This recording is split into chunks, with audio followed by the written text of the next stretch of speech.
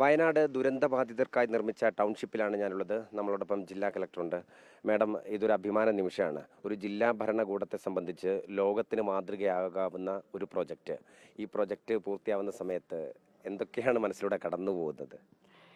ഒരു അഭിമാന നിമിഷമാണ് നമുക്കെല്ലാവർക്കും. വയനാടിൻ്റെ അഭിമാന നിമിഷമാണ്, കേരളത്തിൻ്റെ ഒരു അഭിമാന നിമിഷമാണ്. ഇതിനു വേണ്ടി ഒരുപാട് ആൾക്കാർ ജോലി ചെയ്തിട്ടുണ്ട്. സർക്കാരിൻ്റെ നല്ല തീരുമാനങ്ങൾ നമുക്ക് കിട്ടിയിട്ടുണ്ട്, നല്ല സപ്പോർട്ട് കിട്ടിയിട്ടുണ്ട്.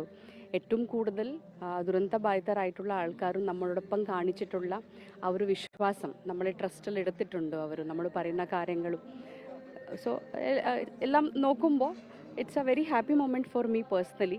ഒരുപാട് ആൾക്കാരും നമ്മളെ സ്റ്റാഫാണെങ്കിലും റവന്യൂ ഡിപ്പാർട്ട്മെൻറ്റും മറ്റു ഡിപ്പാർട്ട്മെൻറ്റ് ഇവിടെ ജോലി ചെയ്ത തൊഴിലാളികളും ഉൾപ്പെടെ എത്രയോ ആൾക്കാർ ഇതിനു വേണ്ടി ശ്രമിച്ചിട്ടുണ്ട്. സോ എല്ലാവർക്കും ഒരു അഭിമാന നിമിഷമാണ്. നമ്മൾ ഇങ്ങനെ ഒരു ദുരന്തം സംഭവിക്കുന്ന സമയത്തുണ്ടാകുന്ന ഒരു മാനസികാവസ്ഥയല്ല പിന്നീട് ഉണ്ടാവുക. പ്രത്യേകിച്ച് ഇത്രയും ആളുകളുണ്ട്. ഈ ഒരു പദ്ധതി ഏറ്റെടുക്കുന്ന സമയത്ത് ഇത് പൂർത്തിയാവുമോ എന്നുള്ളത് ആശങ്ക സ്വാഭാവികമായി ഉണ്ടാവുമല്ലോ. എങ്ങനെയാണ്? ഒരു ആശങ്കയും ഉണ്ടായിരുന്നില്ല. ബിക്കോസ് ഗവൺമെൻറ്റിൻ്റെ പ്രയോറിറ്റി നമുക്ക് നല്ല മനസ്സുള്ള ഉദ്യോഗസ്ഥരും അതുപോലെ തന്നെ അതിനെ സപ്പോർട്ട് ചെയ്യുന്ന ഗൈഡ് ചെയ്യുന്ന ഗവൺമെൻറ് ഉണ്ടെങ്കിൽ നമുക്ക് ഡെഫിനറ്റ്ലി നമ്മൾ ആലോചിക്കുന്ന കാര്യങ്ങളും എക്സിക്യൂഷനിലേക്ക് കൊണ്ടുവരാൻ പറ്റും. സോ അതിൻ്റെ ഒരു ടെസ്റ്റിമോണിയാണ് നമ്മളിവിടെ നിൽക്കുന്നതും. സോ നമുക്കെല്ലാവർക്കും ചെയ്യാൻ ആഗ്രഹം ഉണ്ടായിരുന്നു, നല്ല ടീം ഉണ്ടായിരുന്നു.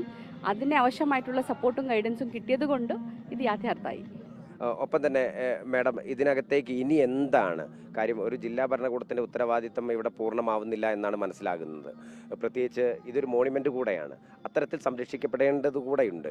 എങ്ങനെയാണ് ഇതിൻ്റെ തുടർ പ്രവർത്തനങ്ങൾ? ഇനി കുറച്ച് 178 ഇപ്പോൾ പൂർത്തിയായത്, ബാക്കിയുള്ള കാര്യങ്ങൾ ഇത് ആദ്യഘട്ടത്തിൻ്റെ മാത്രമാണ്. അത് തന്നെ കാണുമ്പോൾ എത്ര വലുതായിട്ട് നമുക്ക് കാണും. പക്ഷേ നമുക്ക് 178 അല്ല, 410 ഹൗസസ് ആണ് ടോട്ടലായിട്ട് റെസിഡൻഷ്യൽ കോംപ്ലക്സസ് ഇതിലെ ഉള്ളത്. അതിൻ്റെ കൂടെ നമുക്ക് അമ്യൂണിറ്റീസും കൂടിയുണ്ട്, പബ്ലിക് അമ്യൂണിറ്റീസ്. ഇവിടെ ഒരു അംഗനവാടി, പിന്നെ ഒരു ഹെൽത്ത് സെൻറ്റർ, ഒരു ഹോസ്പിറ്റൽ, സ്റ്റേഡിയം ഉൾപ്പെടെ എത്രയോ കാര്യങ്ങൾ നമ്മൾ പ്ലാൻ ചെയ്തിട്ടുണ്ട്. ഇനി അതെല്ലാം രണ്ടാം ഘട്ടത്തിൽ നമ്മൾ എക്സിക്യൂഷൻ ചെയ്യാൻ പോവുകയാണ്.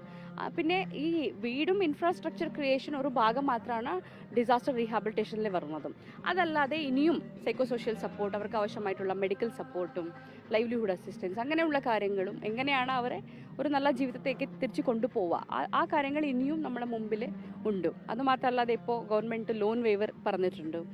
പിന്നെ സംരംഭം നഷ്ടപ്പെട്ടു പോയ ആൾക്കാരിൻ്റെ കോമ്പൻസേഷൻ പറഞ്ഞിട്ടുണ്ട്. ആ എല്ലാ കാര്യങ്ങളും ഇനിയും ചെയ്ത് എടുക്കാനുണ്ട്. എന്തായാലും അഭിനന്ദനങ്ങൾ. ഒരു സമാനതകളില്ലാത്ത ചരിത്രത്തിൽ രേഖപ്പെടുത്തുന്ന ഒരു ചടങ്ങിനാണ് സാക്ഷ്യം വഹിക്കാൻ പോകുന്നത്. Thank you madam.